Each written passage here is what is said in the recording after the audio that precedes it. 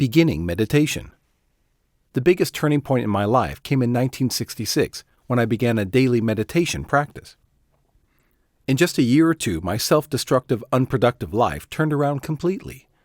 My partying and drinking were immediately reduced to almost nothing. I quit a pack-a-day smoking habit completely. Over the course of a year or so, my pot smoking waned to virtually nothing. The amazing thing about this was that it all occurred spontaneously. These bad habits just fell away on their own, with no real effort on my part. I simply lost my taste for them. Along with all this, I received a major information download. Knowledge about the meaning and purpose of life began pouring in, and the life I was living shifted and became filled with meaning and purpose. Here's a description of my first meditation experience. My first, seemingly unsuccessful meditation. It was 1966. The consciousness movement was just beginning to mushroom. The Beach Boys released Good Vibrations, and Star Trek premiered on TV. I had just graduated from high school, and after attending a meditation lecture on the UCLA campus, I had signed up to learn how to meditate. The lecturer, who seemed very peaceful, had said it would change my life in all sorts of wonderful ways, and I was looking forward to it with high expectations. Breaking the rules. Those of us who signed up were advised to remain free of alcohol and recreational drugs for 2 weeks, which I did, up until the night before my initiation. But there was a beach party that night, and I figured a little wine wouldn't hurt. I didn't drink that much, but it was enough to leave me with a bit of a brain fuzz when I arrived at the meditation center the next morning. But considering that I was 18 and it was the 60s, it could have been worse. Initiation. The teacher took me into a room in which there was a small altar with candles, incense, fruit, and flowers. As the two of us sat in front of the altar, he did a guru puja, a Sanskrit ceremony to honor the guru and the entire lineage of gurus who passed this form of meditation down over a couple thousand years. After he finished, he gave me a mantra and told me how to use it. Great expectations.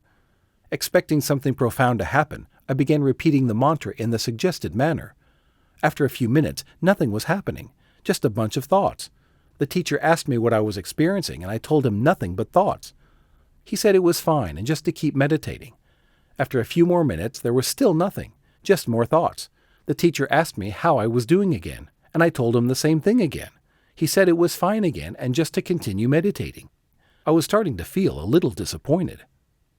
Great disappointment.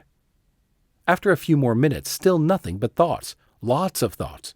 By now, I was starting to feel very disappointed, wondering if this was ever going to work. The teacher said that it was okay and not to worry, but I was starting to get annoyed with him and the whole thing.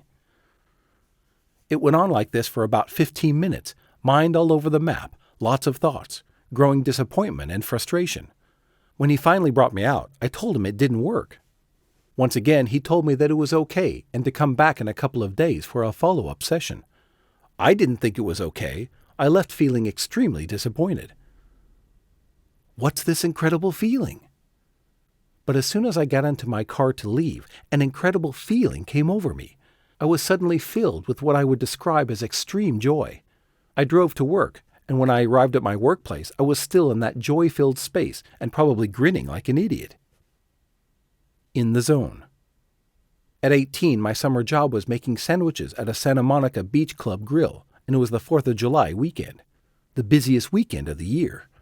As I began working, I felt totally energized, and the work was flowing, easy, even fun. I had never experienced being in the zone like that.